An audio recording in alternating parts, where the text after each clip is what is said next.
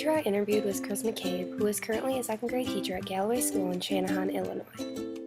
Mrs. McCabe is my mom, so we have many chances to discuss teaching. It was nice to actually interview her and learn about certain issues in greater detail. Mrs. McCabe attended Illinois State University. She graduated with a bachelor's degree in elementary education with a math endorsement.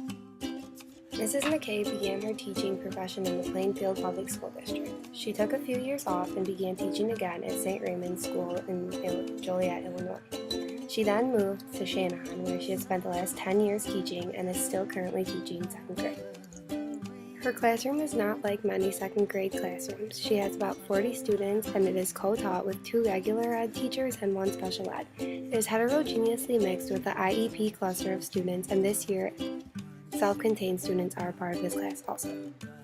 As you can see, this is a very large class with many students. All of these students learn differently and are at different levels in their education.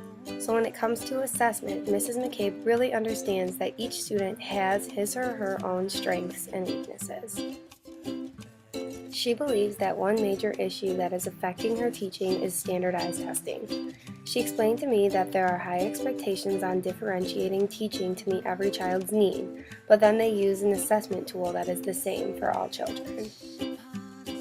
Mrs. McCabe went on to explain that no child learns the same, so they should not be assessed the same way, and there's so much emphasis put on this testing that is becoming the focus of education.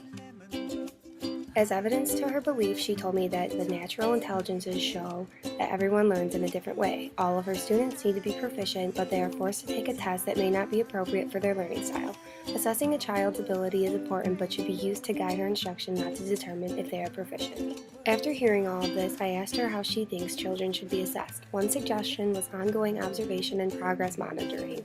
This means at the beginning of the year, teachers watch students and document where they are academically, socially, functionally, and behaviorally. They will do this periodically and document progress in those same areas throughout different points in the year.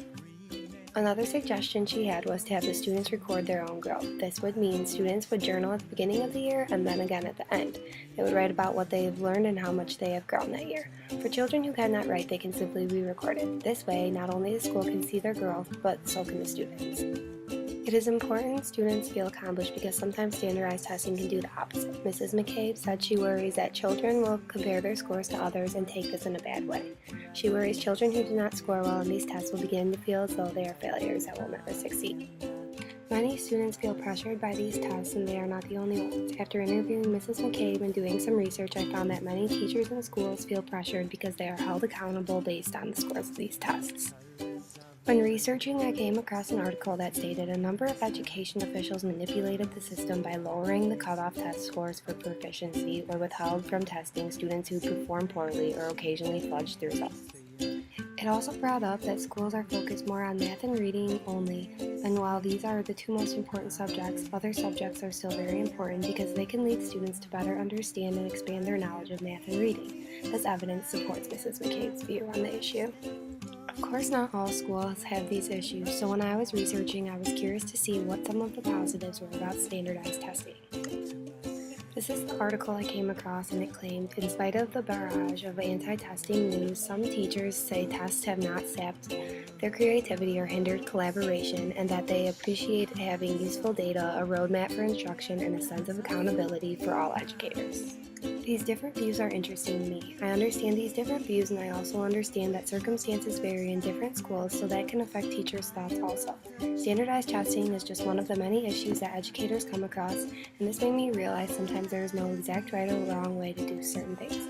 There will always be issues and different solutions. As a future educator, I believe the best thing I can do to deal with the issues I disagree with is to be able to recognize and understand how they can be helpful and make the best of what I must work with.